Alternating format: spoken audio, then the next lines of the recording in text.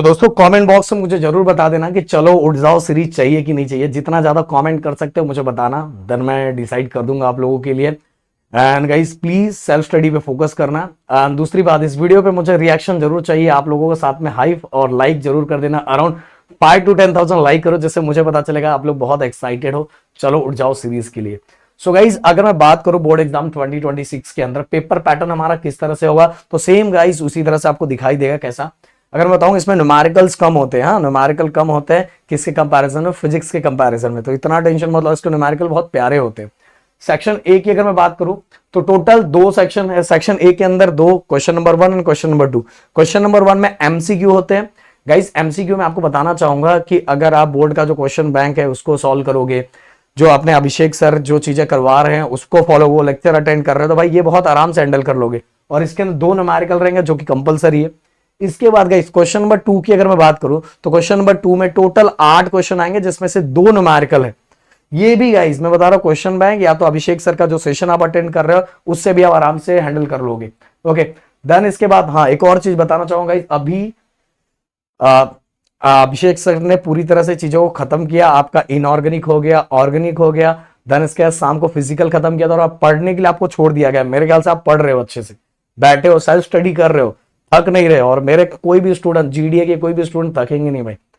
अपने आप को समझाओ, ऑल इज वेल करो और पढ़ते जाओ, जितना पढ़ सकते जितनी मेहनत कर सकते करो। एंड शाम को अप्लाइड केमिस्ट्री का भी एक लास्ट सेशन होने वाला है, एंड जो आप डिसाइड करोगे तो चलो उठ जाओ सीरीज भी होगा। तो चलो सेक्शन बी के अंदर गाइस टोटल 12 क्वेश्चन होंगे। एंड 12 में से आप देखो फिजिक्स के अंदर टोटल यहां 5 न्यूमेरिकल आता था, बट इसके अंदर देखो 12 में से 12 क्वेश्चन है, 12 में से इसमें भी 8 ही कर रहे हैं, बट इसमें न्यूमेरिकल बस 2 ही आ रहे हैं। समझ में आ रहा है? तो भाई मैं तो बोलूंगा न्यूमेरिकल भी इसके बहुत प्यारे होते हैं। न्यूमेरिकल अगर कर लोगे ना तो भाई अगर कुछ क्वेश्चन डिफिकल्ट आए तो भी अपना शेयर बच जाएगा।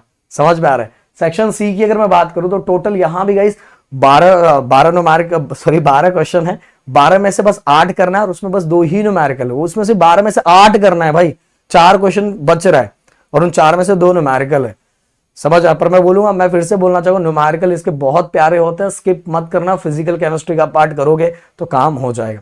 एटलीस्ट आपको पूरी चीजें नहीं कर रहे हैं, एटलीस्ट फॉर्मूला पुटिंग करोगे। फॉर्मूला पुटिंग करने के बाद उसके अंदर एटलीस्ट पुट करके कुछ तो तक निकाल पाओगे, तो कुछ तो मार्क्स मिल पाएगा। समझ में? अगर दिमाग से गेम करोगे तो आप जहां हो उससे थोड़ा ऊपर चले जाओगे।